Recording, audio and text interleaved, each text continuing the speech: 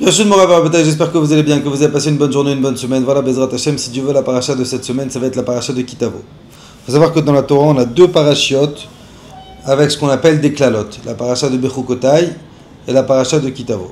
C'est des klalotes, Akadosh Baruch Hu nous dit, si Chaz Veshalom, on respecte pas,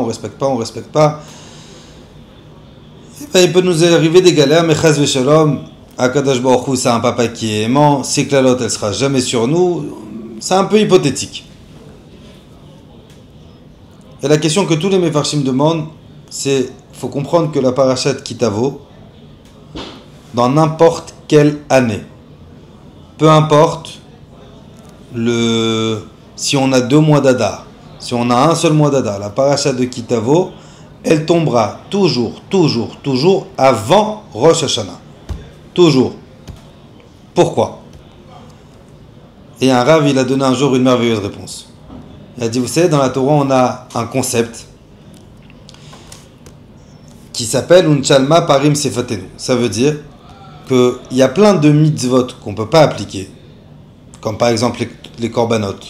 On n'a plus de Beth Amikdash, malheureusement, on ne peut pas appliquer les korbanot. Il y a des mitzvot que moi je ne suis pas Kohen, moi je suis Israël, donc Birkat Kohanim, je ne peux pas la faire. Il y a des mitzvot que humainement on ne peut pas les faire. Alors comment on peut faire pour malgré tout on peut les accomplir? La Gemara dit, à partir du moment où une personne elle va étudier un certain sujet, c'est comme si qu'elle a accompli ce sujet. Donc je ne suis pas Kohen, mais si j'étudie la halachot de Birkat Kohanim, Kadosh Baruch Hu considère comme si que j'ai fait Birkat Kohanim.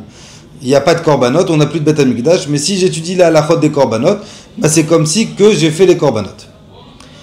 Le Rav il explique, il dit, on veut terminer cette année compliquée. On a eu des problèmes, on a eu des galères, on a eu des souffrances, on a eu des pertes. Et on veut terminer cette année compliquée. On veut qu'Akadosh Baruch Hu, à Rosh Hashanah, il va nous donner, Be'ezrat Hashem, une merveilleuse année. Alors on va lire dans la Torah les klalot.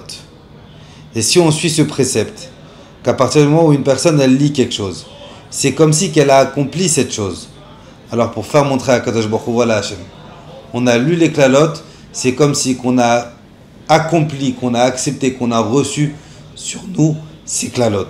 Alors, fais à Kadosh Baruch Hu Bezrat Hashem, que tu puisses nous donner à Rosh Hashanah une bonne année, dans la joie, dans le nachat. Voilà, tichle shana vekilotea. Ça y est Hashem, les klalot, khalas, on les a lus. Si on suit ton précepte, c'est comme si qu'on les a accomplis. Et pour Bezrat Hashem, tu puisses nous donner une merveilleuse année Bezrat Hashem.